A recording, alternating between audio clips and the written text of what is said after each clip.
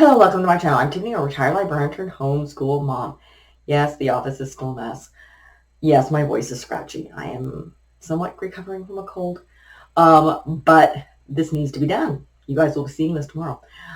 So let's get this going. So this is the live action Aladdin from 2019. I did not hate this. I'm not going to comment too much on Will Smith's performance as the genie. He definitely made it his own, but it really is hard to beat Robin Williams. You can't. And he didn't try, but still.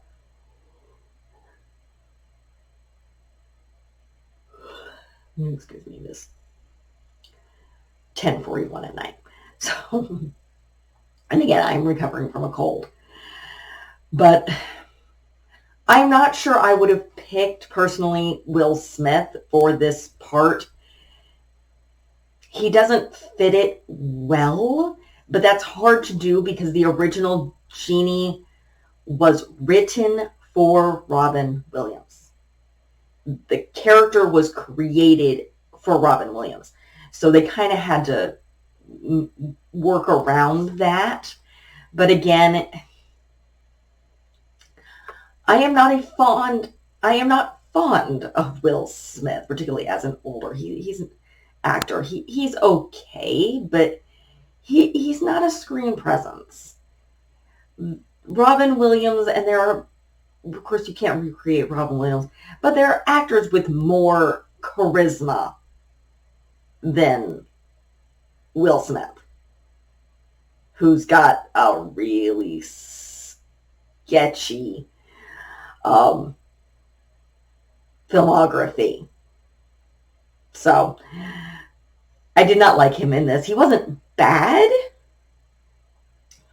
but he wasn't great. Now, the rest of the cast was pretty good. I liked the character, the actor they picked for Aladdin.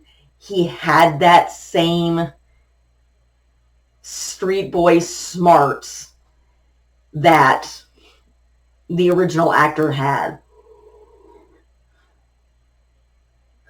And I liked Jasmine. She was spunky. She fit the character.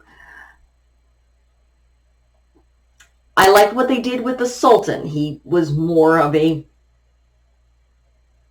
less than a one-note hopping around madman, which they literally just took from Disney's Cinderella. So they literally just copied the Sultan. You can watch. They're both short. They're both round. They're both highly temperamental and have a tendency to go just a little bit crazy. So the vizier, they did more with. He was far more evil in this, but he wasn't bad. The film was pretty good. Obviously, I skipped over a lot of the genie stuff. And they did A Whole New World very well. I'm not sure they didn't spend enough time in the sky, for my opinion. Just from the original, again. And I don't mind the addition of the handmaiden, who marries the genie in the end. Spoiler for a film from 2019, and it is 2025. So, but it's kind of an interesting how they start this film with the handmaiden and genie's character on a small boat telling stories to their children. So, and then moving on to the whole chase scene with Aladdin, which, I mean, it was okay. I mean, obviously it's live action, so it's very, very different, but it was well done. But then she goes, instead of him being captured there, they stretched it out. So you see Jasmine and the princes, and then Aladdin comes to the palace and then is captured and kidnapped and taken to the Cave of Wonders. And then the whole genie thing happens. And Then I just saw this, so again, they had to stretch it out because it's a full-length live-action film.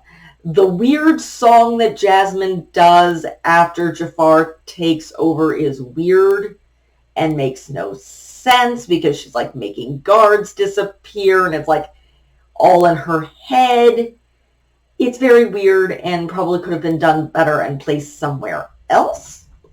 So that is very, very strange.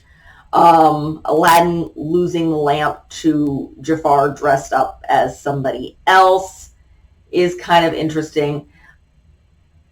They made Iago a parrot, a regular old parrot. So he's not a character in this at all. So it's kind of irrelevant and it takes away something. But again, it avoided them having to find an actor to take the place of, why on earth can I not remember this actor's name? Gilbert Gottfried, who, like Robin Williams, you can't replace. There's a type of comedic timing that those two have that you can't replicate it. So I suppose that was kind of a good choice in a sense, because again, you just can't replace Gilbert Gottfried. And I think he had passed by the time this came out. Or, no, not quite, but I don't know if he was still acting, because I know he died not too long thereafter. Because I do remember reading that when we got my daughter strangely enough, a parrot at the zoo. And the stuffed parrot, when my daughter was maybe like 1 or 2. So that was after this, because she was born in 2019. So nonetheless, but they do keep to the original ending, though of course there's a lot more magic and weird things going on with destroying people. And then rather than Jafar banishes Aladdin out to the middle of the desert, but then in this one he sends him to like Antarctica, possibly. And there's some weird running and him nearly freezing, and then the genie without being told, sends the magic carpet. So, to help him. And then there's a whole giant chase scene not too long after that, where they're fighting over the lamp, and it's like a weird chase scene where they're jumping around things and stuff like that, and it's very, very weird and kind of pointless and just seems to drag things out. And then they get back to the palace and the carpet's kind of destroyed, and then Aladdin slowly convinces Jafar, as he does in the original film, that to be the most powerful being around, he's always going to be second best to the genie. And so, yeah, Jafar wishes to be a genie. Essentially, he wishes to be the most powerful creature in the universe. And then he becomes a genie. And then he gets trapped in a lamp that the genie sends off to the Cave of Wonders. Like, yeah, go be buried in sand. And yes, he grabs the parrot and drags him with him. So, but yeah. And that's the end of Jafar. And then there's a whole big thing where the Aladdin lets Genie go, and then Genie becomes human. As in the original, he's still a genie. He's just a free genie. Now he's human. And he decides to want to go off with the handmaiden and have a small ship and do what they're doing at the beginning of the film, which is interesting. I don't know where Agrabah is to the ocean, but nonetheless, moving on. And then the Sultan makes, rather than just saying, oh, you can marry whoever you want, you're now going to be Sultan, and then he disappears, and she has to go accuse him of, as he's just outside the gates, of thievery, and kisses him, and then you get their whole we're getting married thing, and then they have a weird dance number at the end. So overall, this is not a bad film. Could it have been better? Yes. Do I support Will Smith as the genie? No. Was he that bad? No. Was it a little drawn out? Yes. But again, not a bad film. If your kids don't like scary, this is not for them. There's a lot of dark stuff going on here. So don't do that. But yeah, the whole drawn out in Antarctica thing, the following Jasmine jumping off with snatching the lamp before she's about to marry Jafar, and then jumping off and landing on the magic carpet, and then the whole big chase scene is kind of pointless. So the framing device is kind of interesting. It's cute, but again, it's interesting. It's not a bad film. It could definitely have been done better. The visuals are beautiful, but some of the casting choices weren't great.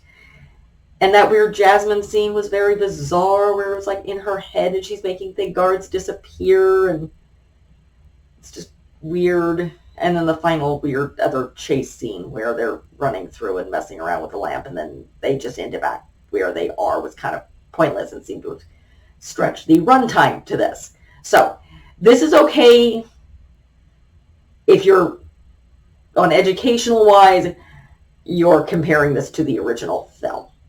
And you're looking at different acting styles. And you're comparing how this director does it to other things.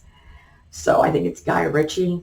I'm not familiar as well. I think this guy, I don't know what else he did. I think they had him do, this is not the only live action he's done, I think. Again, not sure on that. This is definitely for, I'm going to say middle to upper elementary and up. So probably not going to be enjoyable by the little kids, at least if they don't like scary, because again, it's just a little scary. So, but it's a halfway decent film. So again, the original animation is going to be better. Robin Williams was a better actor and a better human, because Will Smith seems to be a bit of a dick. So in so many levels, and again, he's not that great an actor. He's just not. He does not capture he doesn't have the capturing that Robin Williams does. But nonetheless, halfway decent film, decent acting, again, choices. Really, if your kids don't like scary, don't see this. This is Aladdin turned into a chase movie periodically, because there's a lot of chase scenes in this film. Pointless chase scenes in this film, nonetheless. So that is it for this review. If you like what you see, be sure to like and subscribe. I will be working with the Aladdin story throughout this month. Probably sticking a lot to Disney stuff, because that's really all, besides the original, that's most of what I've got right now that I can get a hold of. So, again, like and subscribe, leave a positive comment if you have one, and I will see you next time. Thank you.